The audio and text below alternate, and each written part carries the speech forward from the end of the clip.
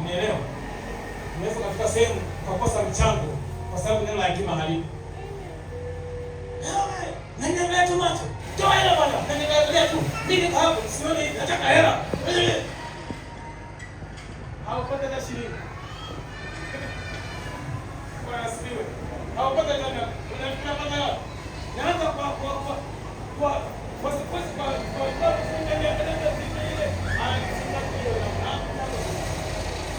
kwa sababu hawa ni wa Mungu.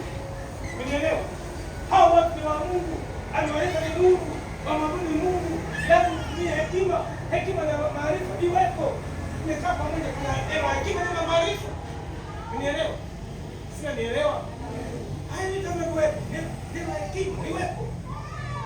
Na nini kama tukaja hapa na fungo kanisani? Wanaotia watu wanataka fungo. Alafu hawakimbiaje ndio wanakwenda na wenyewe hata neno la maarifa na hekima. Mambo mengi bana sikia. Na kile fungo hapa. Ndio hapa. Haina chapa kanisani. Wewe sinakuwa ni kweli? Wewe umechelewa. Lazima unachelewa kanisani, umezea kutoka kanisani. Umezea kutoka kanisani. Lakini kesho kila mambo yanakuja. Hilo ni tatizo. Unielewa? Ni shida. Lazima karama hizi zifanye kazi. Karama siwepo ndani ya kanisa. Karama ndio la hekima tumisha Mungu. Nasema karama ndio la hekima tumisha Mungu. Karama ndio maarifa. Baba ni wa roho. Hizi karama zifanye kazi. Sio nielewa. Zifanye kazi karama hizi. Karama zifanye kazi za utabiri, za nguvu, za ufunuo.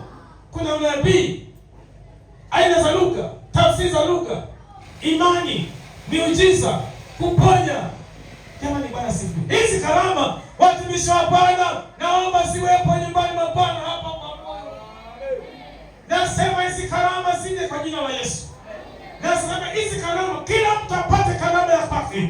Kama Bwana atakupa 3, 4, 5, 6 mwambie asante Bwana.